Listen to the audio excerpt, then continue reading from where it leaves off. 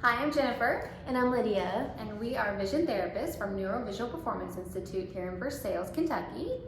Summer coming to an end very soon, and the new school year starting. We just want to give some helpful tips and symptoms that may be present in the classroom as it relates to vision. Commonly is referred to learning-related vision problems. And that is just your eyes just not wanting to work together, just teaming. So we're going to give 5 symptoms today that will hopefully be helpful for you guys. Yeah, the first one that you want to look out for if you're reading, if your student or your child skips lines or they skip words, that's an indicator that they have tracking issues. They can't get from point A to point B smoothly. And so try to read a phrase with your eyes jumping everywhere. It's not easy. And so that's tracking, that's pursuits. And along with that comes poor comprehension.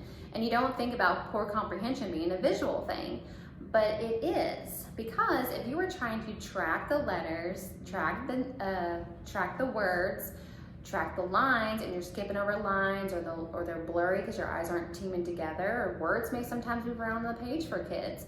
And comprehension goes out the window at that point. Our Dr.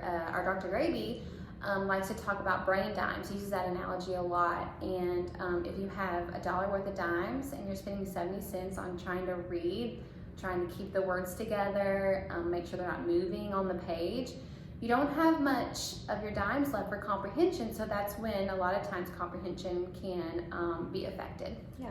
And the third one that you want to look out for is if your child is tilting their head or they're covering one eye. That shows that they have an eye teaming problem. And so for them, well, this is too hard for my eyes to work together, so I'm going to eliminate one so that it's just easier for them.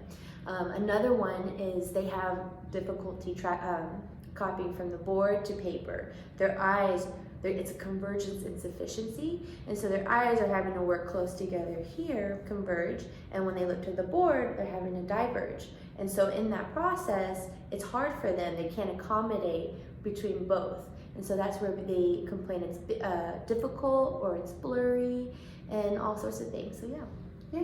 And number 4 is if a child is rubbing their eyes a lot, complaining of eye strain, headaches after reading for long periods of time, or even like a short period of time. If they're complaining they just don't want to read because it gives them a headache, that is a visual symptom. So what happens is both your eyes have to track together, and if they're not tracking together, then the words may move around on the page, but your eyes are basically fighting each other. And so the more they fight each other, the more you're going to have that eye strain, like behind your eyes, or if a child's complaining about a headache going across their forehead. A lot of times that's due to eye teaming and fatigue in the visual system. Yeah, and then the last one, number 5, is they have difficulty keeping their hands to themselves. A lot of the times, as teachers or as parents, you think they're trying to be funny, they're trying to be silly, but really they just can't judge the distance between an object, so they have to touch things. Another thing is they run into people all the time in line, and they get in trouble, but really it's because they can't judge the space between them and the next person, so naturally they walk into them.